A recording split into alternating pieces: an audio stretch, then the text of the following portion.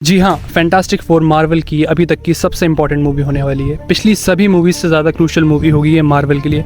वो क्यों है इतनी ज़रूरी फैंटास्टिक फोर, आइए इस वीडियो में पता करते हैं। और मार्वल को क्या ऐसे कुछ कदम उठाने पड़ेंगे ये मूवी चलाने के लिए, जैसे कि सैन डिएगो कॉमिक कॉन में उन्होंने करा था डॉक्टर डूम का सरप्राइज, ऐसा कुछ इस मूवी में देना होगा तभी ये मूवी कुछ बूम कर सकती है। इस मूवी के कंधों पे बहुत सारी जिम्मेदारी हैं, वो हम इस वीडियो में आपको बताएंगे क्या क्या जिम्मेदारी हैं, और एंड में मैं आपको इस मूवी से रिलेटेड एक बोनस फैक्ट भी बताऊंगा। तो बने रहिए हमारे साथ और पता करते हैं कि क्या ये मूवी मार्वल का अंत होगी या फिर एक नया सवेरा। सबसे पहली जिम्मेदारी जो फैंटास्टिक फोर के कंधों पर है वो है खुद को एस्टेब्लिश करना, खुद को इंट्रोड्यूस करना, खुद को बताना हम कौन हैं, क्या हैं, कहाँ से आए हैं, कैसे आए हैं। और ना कि सिर्फ इंट्रोड्यूस करना, बल्कि उन कैरेक्टर्स को हमसे इमोशनली कनेक्ट करवाना, क्योंकि इसके बाद डायरेक्ट ये पूरी फैमिली, पूरी टीम एवेंजर्स डूम्सडे और एवेंजर्स सीक्रेट वॉर्स में डूम के सामने खड़ी है। लोगों को हम कैसे सपोर्ट करेंगे एवेंजर्स डूम्सडे में, ये बहुत ज़रूरी है इस मूवी के लिए इमोशनली एस्टेब्लिश हो जाना। तो दूसरी जिम्मेदारी से शुरू होती है सबसे बड़ी कहानी, Reed Richards versus doctor Doom. अभी तक एमसीयू में कोई भी सेंट्रल राइवलरी वाला फेस ऑफ हमें देखने को नहीं मिला है, जो कि इमोशनल और पर्सनल दोनों फील हो, बट इससे वो हमें देखने को मिल सकता है, क्योंकि कॉमिक्स में रीड रिचर्ड्स और डॉक्टर डूम एक दूसरे के आर्क एनिमीज रहे हैं। तो मार्वल को इनका ये इतिहास टीज करना बहुत ज़रूरी है। कैसे होगा, क्या होगा आगे चल के इन दोनों के बीच में राइवलरी, क्योंकि जो डॉक्टर डूम है ना वो बहुत ज़्यादा जलता है रीड से, उसी तरह ठीक जैसे लेक्स लूथर सुपरमैन से जलता है। तो सुपरमैन से ही निकलता है हमारा तीसरा पॉइंट, जो कि है super hero fatigue. Superman movie इतनी अच्छी होने के बावजूद उतने प्रोमिनेंट नंबर जनरेट नहीं कर पाई जितने उसे करने चाहिए। इससे क्या पता लगता है कि सुपर हीरो फटीग अपने प्राइम टाइम पे है। इस टाइम पे मूवीज़ नहीं कमा पा रही हैं, सुपर हीरो मूवीज़ नहीं कमा पा रही हैं जितना उन्हें कमाना चाहिए पहले के टाइम में। कैप्टन मार्वल जैसी मूवी जो कि इतनी अच्छी मूवी नहीं थी, फिर भी उसने 1 बिलियन कमाए थे, बाप बकरी का 1 बिलियन। बट आज के टाइम पे थंडरबोल्ट्स, द फ्लैश और the captain America brave new world, in movies के नंबर 500 मिलियन भी क्रॉस नहीं कर पा रहे हैं। लाइक 300-400 के अंदर दब के मर जा रहे हैं, जो कि पहले के टाइम पे सुपर हीरो मूवीज़ के साथ नहीं हुआ करता था।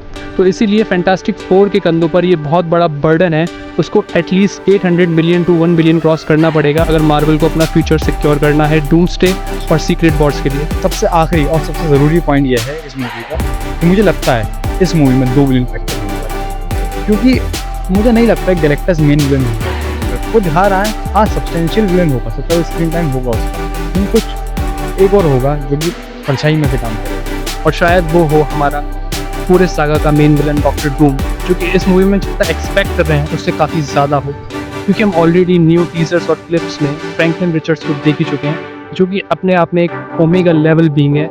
वो अपने सिर्फ मजाक के लिए, खेल के लिए बचपन में यूनिवर्सेस क्रिएट कर चुका है। वो गैलेक्टस को अपना हेरल्ड बना के रख चुका है कॉमिक्स में, और कॉमिक्स में भी डॉक्टर डूम को फ्रैंकलिन रिचर्ड्स के अंदर बहुत ज़्यादा इंटरेस्ट रहा है उसकी पावर से रिलेटेड।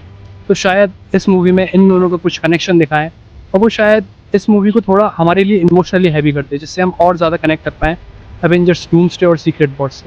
तो मेरे हिसाब से इस मूवी में ऐसा होना बहुत ज़रूरी है। अभी तक तो ये खैर फैन थ्योरी है, अभी हमें नहीं पता क्या होने वाला है क्या नहीं हो, बट हम होप ही कर सकते हैं, क्योंकि as a superhero fan hope करना और फैन थ्योरीज बनाना हमारा काम।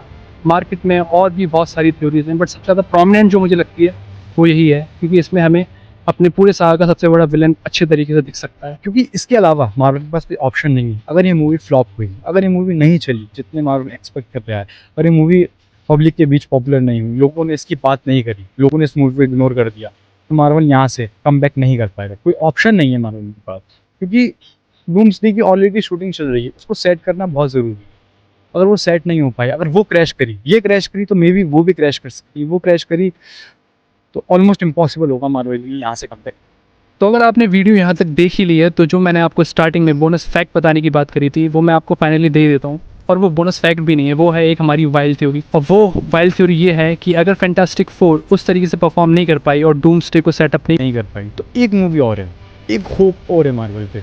नहीं सुपरमैन नहीं है, वो होप है स्पाइडरमैन ब्रांड न्यू। उसकी शूटिंग मार्वल ने अभी तक क्यों होल्ड करके रखी है? क्यों उसकी स्क्रिप्ट बिल्कुल ही फाइनलाइज नहीं हुई है? क्योंकि मार्वल को कहीं ना कहीं डाउट है कि फैंटास्टिक फोर अगर नहीं चली तो हम थोड़ा बहुत टीज स्पाइडरमैन में भी कर सकते हैं, और हमें वो ओजी, वो हमारा फेवरेट RDJ और टॉम हॉलैंड का कॉम्बो फिर कहीं ना कहीं लास्ट कैमियो में ही, छोटा मोटा रोल में ही लास्ट में स्पाइडरमैन ब्रांड न्यू डे के दिख सकता है। तो मेरी ये एक स्पेकुलेशन है, बस लगता नहीं मुझे होगा। ये बहुत वाइल्ड थियरी है, लेकिन सुपर हीरो फैन है, होपफुल रहना हमारा काम है।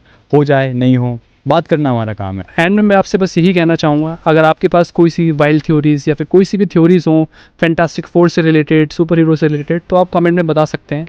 और अगर आप वीडियो यहाँ तक देख चुके हैं तो आप ये भी कमेंट कर देना फर्स्ट डे, उससे हमें पता चल जाएगा आपको वीडियो अच्छी लगी कि नहीं लगी।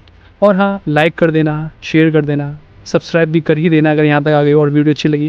और वीडियो में कुछ बुरा लगा है तो वो भी आप क्रिटिसाइज़ कर सकते हो, बता सकते हो, उसको हम आगे जाके इम्प्रूव करने की कोशिश करेंगे। तो